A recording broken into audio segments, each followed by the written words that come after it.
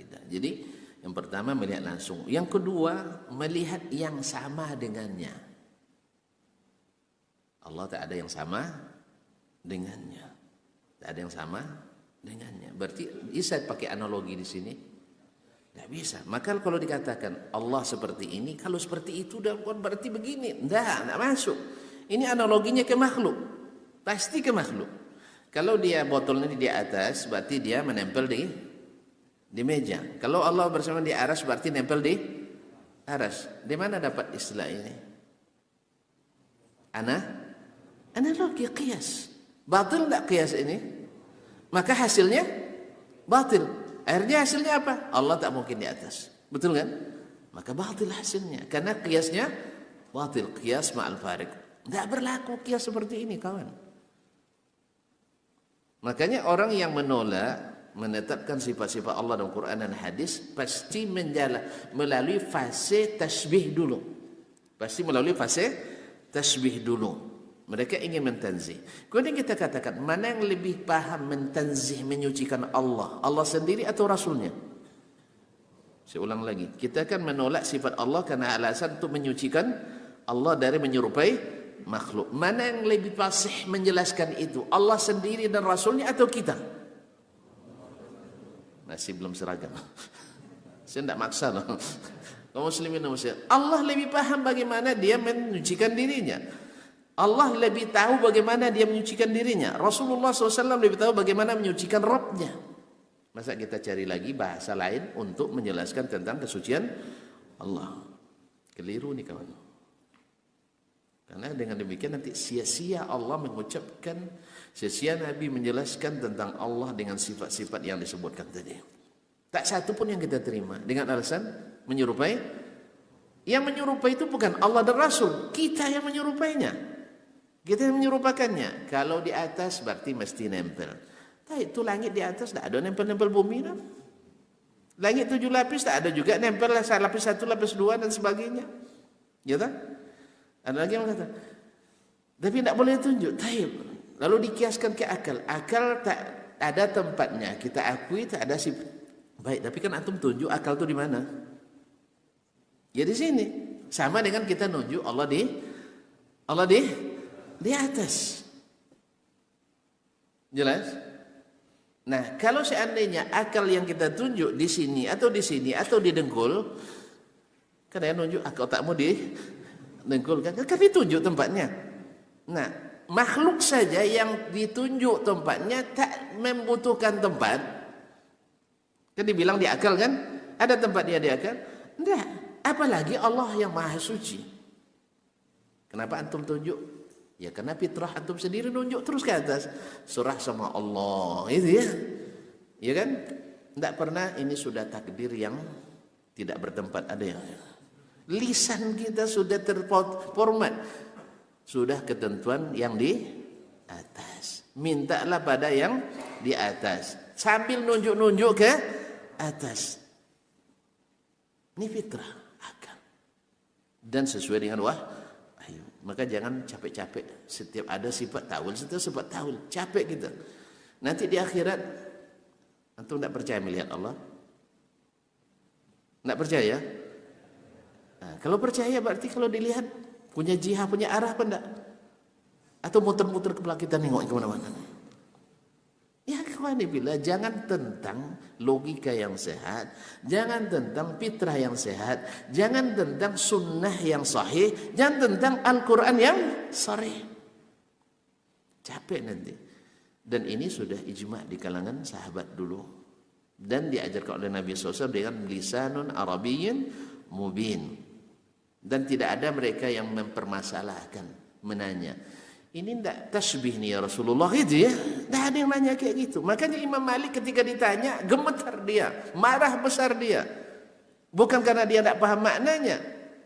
Sebagian bilang sahabat tidak paham maknanya. Berarti sahabat tidak pandai bahasa Arab. Lebih pandai kita bahasa Arab dari sahabat. Oleh itu kaum muslimin dan muslimat, mohon maaf. Tentu agak panas nampaknya. Kenapa? Ada asnya. Kaum muslimin dan muslimat dirahmati Allah SWT. Jadi harus kita tahu posisi Nabi menjelaskan. Berarti semua yang harus diyakini dah jelas. Nah, yang ketiga, cara mengetahui yang benar. Yang pertama tadi melihat langsung, yang kedua melihat yang sepadan atau mirip, berlaku qiyas dalamnya. Untuk tentang Allah berlaku qiyas, nah mungkin berlaku. Nah, setiap orang yang berkiaskan pasti keliru. Nah, sekarang kita menolak sifat-sifat Allah gara-gara qiyas. Kalau begini mesti begitu. Itu qiyasnya kemana? Ke makhluk semua. Maka sadari itu kaum muslimin dan muslimat. Jangan kiaskan Allah dengan makhluknya. Melihat tidak mungkin. Melihat yang sepadan enggak ada. Maka cara yang ketiga adalah bil khabarin sadiq atau bil khabaril haq. Berita yang hak. Berita yang hak itu hanya dalam Islam itu hanya satu dari Allah saja.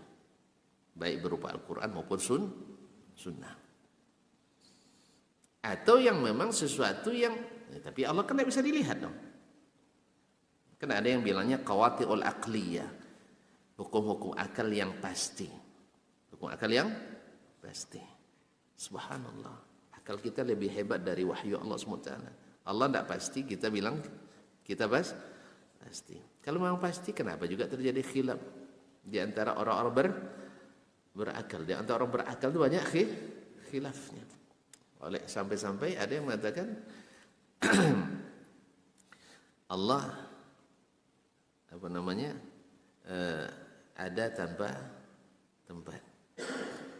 Ini kalimat ini Allah ada tanpa tempat. Hadis bukan? Hadis. Taib, ayat Al-Quran. Taib. Kenapa kaidah ini mengalahkan ratusan dan ribuan hadis? Mengalahkan ratusan ayat. Berarti mana yang lebih hebat? Kaidah ini atau Al-Quran dan hadis? Betul? Allah mewujud bila makan. Ini kaidah yang dibuat oleh, ya dinisbatkan kepada Ali bin Abi Thalib dengan sanad yang gelap. Sanad yang gelap. Dinisbatkan kepada Imam Asy-Syafi'i yang tak jelas dari mana datang. Tidak ada dalam kitab Syafi'i, tidak ada dalam kitab-kitab murid-murid Imam Syafi'i. Jelas?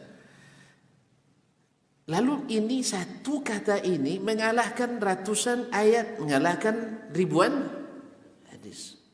Berarti kita memposisikan Nabi enggak pada posisi yang Allah letakkan? Nah. Ini hakikat ini. Penting diketahui oleh kita pengikut Nabi sallallahu alaihi wasallam. Masa kaedah yang dibuat oleh manusia, Allah ada tanpa tempat. Tidak ada dalam Al-Quran, tidak ada dalam hadis. Mengalahkan ratusan ayat, ribuan hadis yang sahih. Gimana Ustaz? Kita terima tuh? Hah? Masuk enggak? Enggak masuk kaji. Ini kaji di luar kaji. Kaji di luar kaji. Kaedah yang dibuat oleh manusia. Seandainya sahih pun dari Ali bin Abi Thalib kaedah ini, andainya sahih pun kita katakan mohon maaf Pak Ali, ya, radhiyallahu anhu. Ya, kita katakan ini kaedah bertentangan dengan sarihul Quran wa sahihus sunnah. Sarihul Quran wa sahihus sunnah. Nah, kita katakan. Atau kita takwilkan lagi perkataan itu. Karena kita kan ahli takwil juga, kita takwilkan lagi. Akhirnya nanti semua perkataan yang tidak masuk akal kita takwilkan. Akhirnya kita capek menakwilkan sampai hari kiamat.